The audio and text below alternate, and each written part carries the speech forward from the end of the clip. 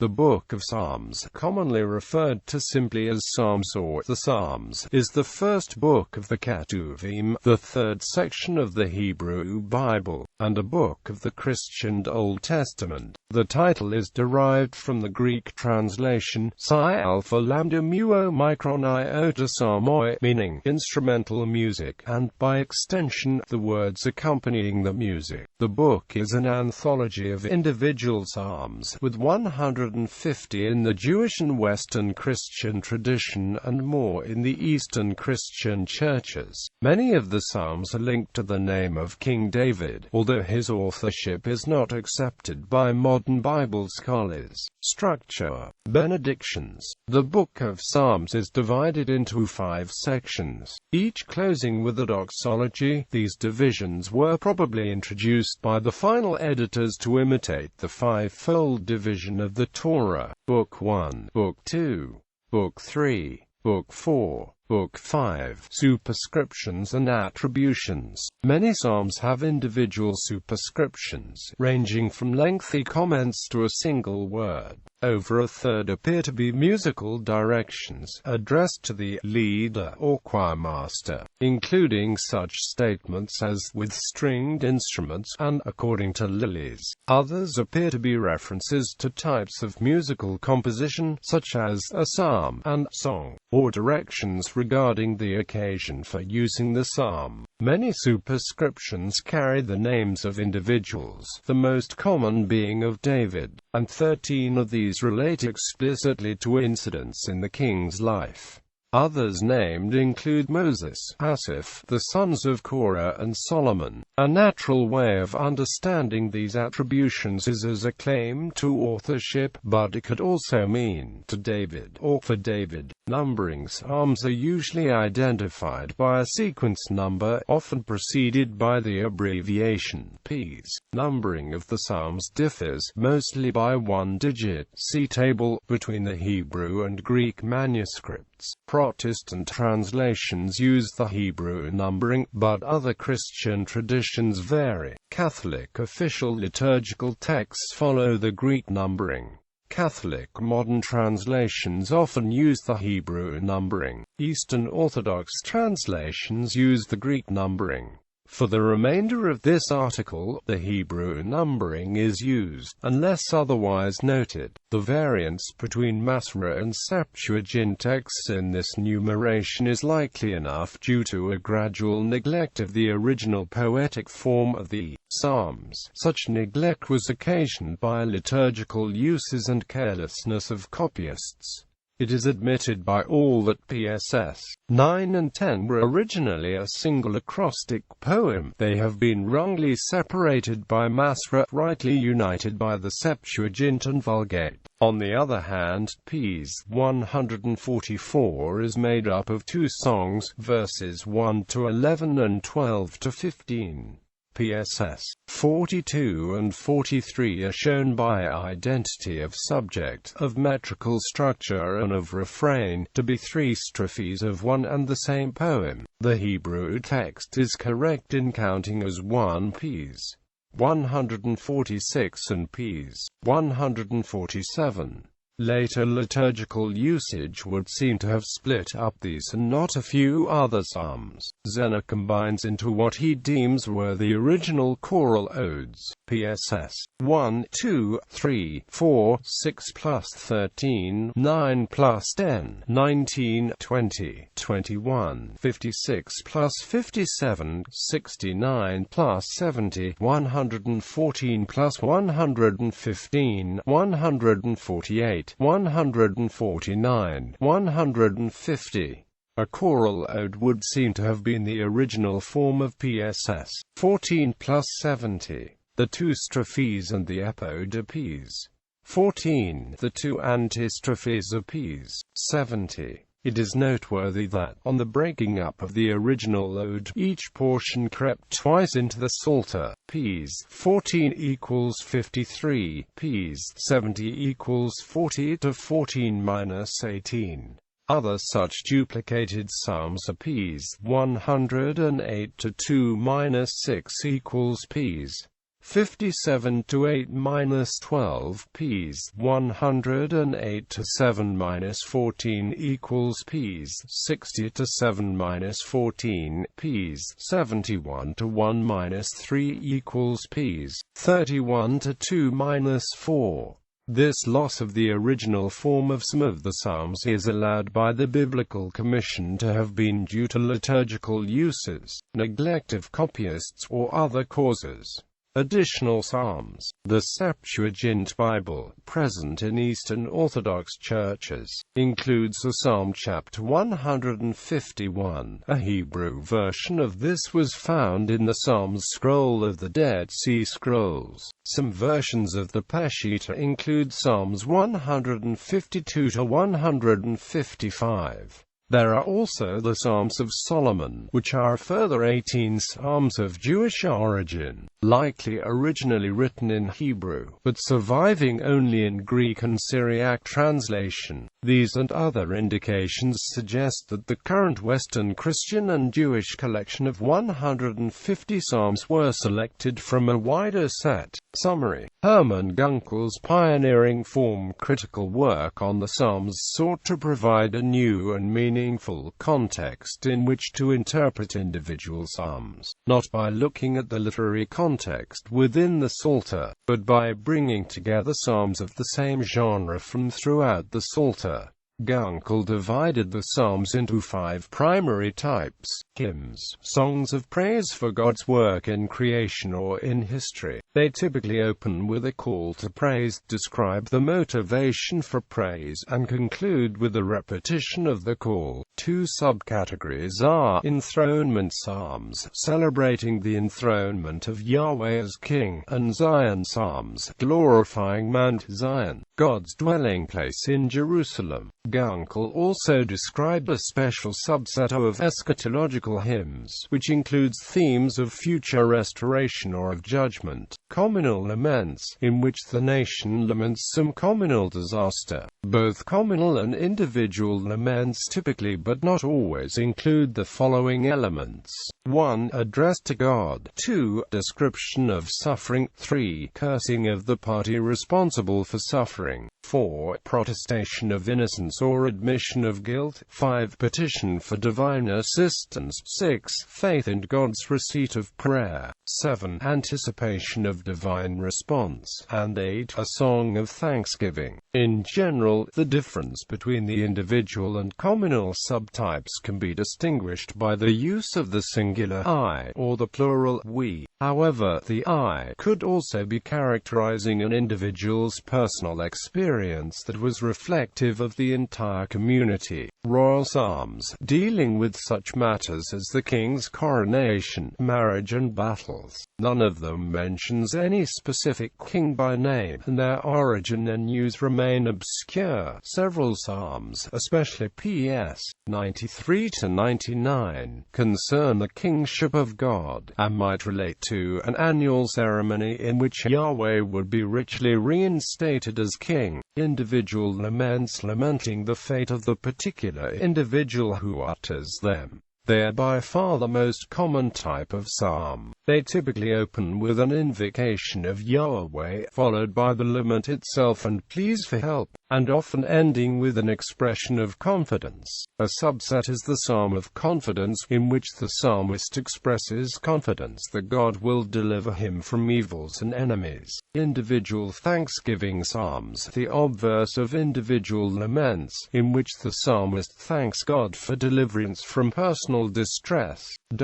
In addition to these 5 major genres, Gunkel also recognized a number of minor psalm types, including communal thanksgiving psalms, in which the whole nation thanks God for deliverance; wisdom psalms, reflecting the Old Testament wisdom literature; pilgrimage psalms, sung by pilgrims on the way to Jerusalem; entrance and prophetic liturgies; and a group of mixed psalms which could not be assigned to any Category: Composition. Origins. The composition of the Psalms spans at least 5 centuries, from Psalm chapter 29, probably adapted from an entire Canaanite hymn to Baal which was transposed into a hymn to Yahweh, to others which are clearly from the post-exilic period. The majority originated in the southern kingdom of Judah and were associated with the temple in Jerusalem, where they probably functioned as libretto during the temple worship.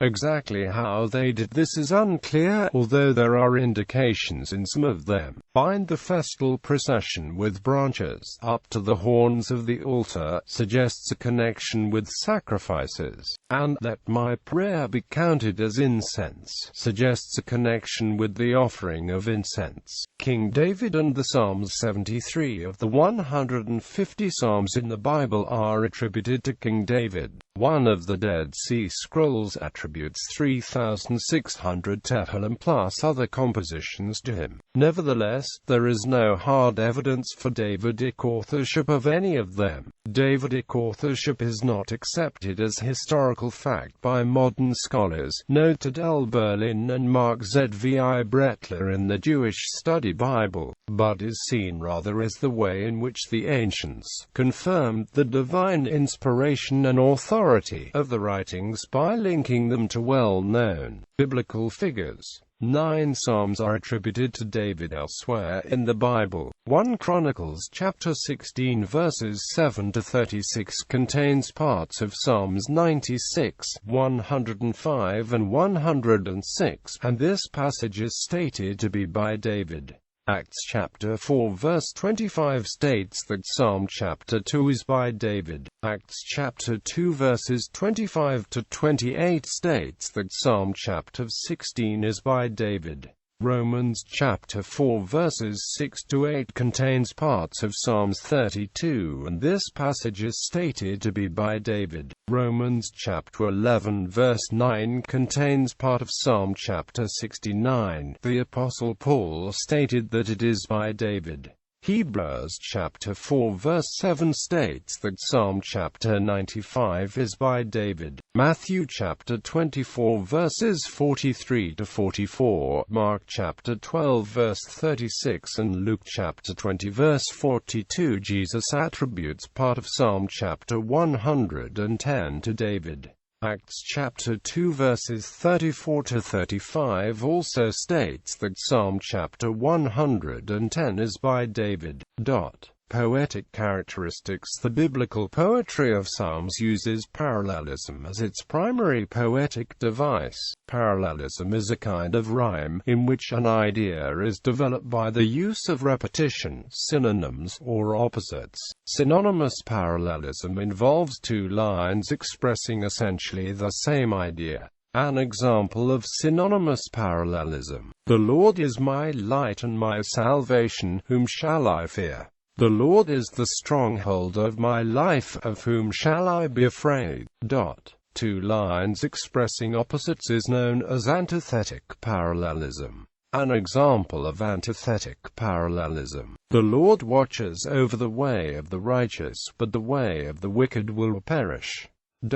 Editorial agenda. Many scholars believe the individual psalms were redacted into a single collection in Second Temple times. It had long been recognized that the collection bore the imprint of an underlying message or meta-narrative, but that this message remained concealed. As Augustine said, the sequence of the psalms seems to meet to contain the secret of a mighty mystery, but its meaning has not been revealed to me. Others pointed out the presence of concatenation, that is, adjacent psalms sharing similar words and themes. In time, this approach developed into recognizing overarching themes shared by whole groups of psalms.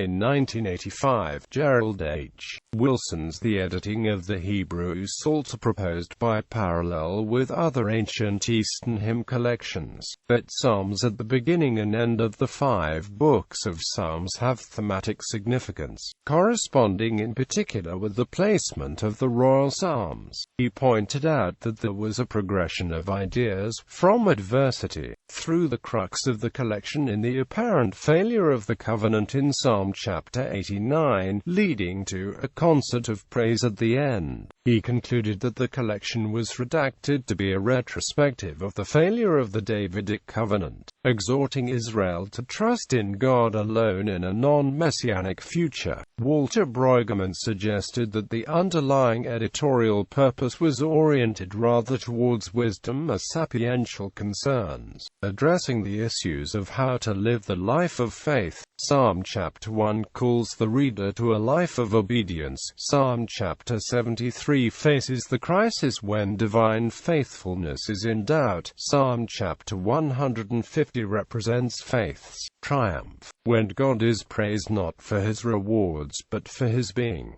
In 1997, David C. Mitchell's The Message of the Psalter took a quite different line. Building on the work of Wilson and others, Mitchell proposed that the Psalter embodies an eschatological timetable like that of Zechariah chapters 9 to 14.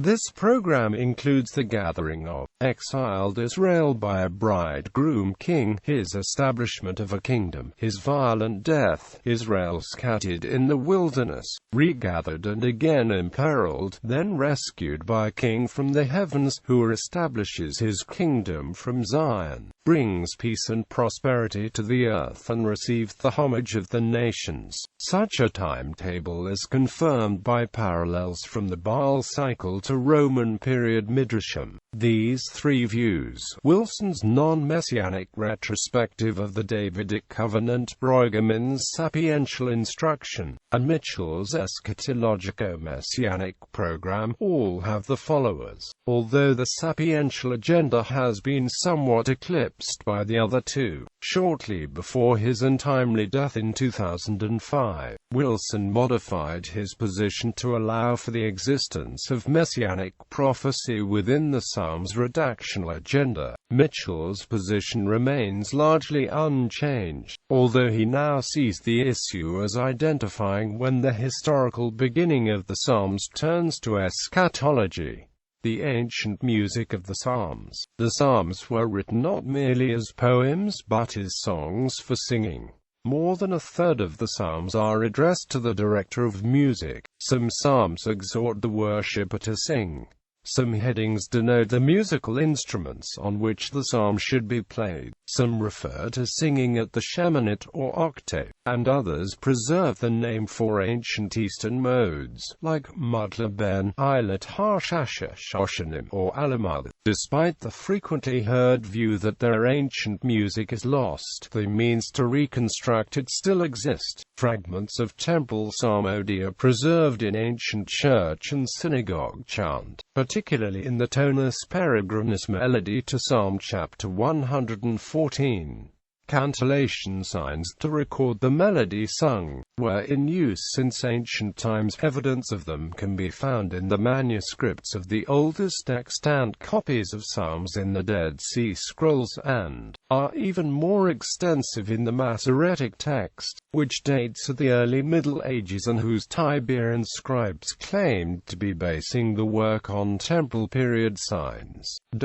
However, any knowledge of how to read these signs was lost in ancient times, and modern Bible translations do not include any musical notation. Several attempts have been made to decode the Masoretic cantillation, but the most successful is that of Susanne Huyck Vantura in the last quarter of the 20th century. Although some have dismissed Huyck Vantura's system, Mitchell has repeatedly defended it, showing that, when applied to the Masoretic cantillation of Psalm chapter 114, it produces a melody recognizable as the tonus peregrinus of church and synagogue. Mitchell includes musical transcriptions of the temple psalmody of Psalms 120 to 134 in his commentary on the Songs of Ascents. Themes. Most individual psalms involve the praise of God for his power and beneficence, for his creation of the world, and for his past acts of deliverance for Israel. The Psalms envision a world in which everyone and everything will praise God, and God in turn will hear the prayers and respond. Worst of all is when God hides his face and refuses to respond, because this puts in question the efficacy of prayer, which is the underlying assumption of the book of Psalms. Some Psalms are called maskil because in addition they impart wisdom. Most notable of these is Psalm chapter 142, which is sometimes called the maskil of David. Others include Psalm chapter 32 and Psalm chapter 78. The term derives from maskil, meaning enlightened or wise.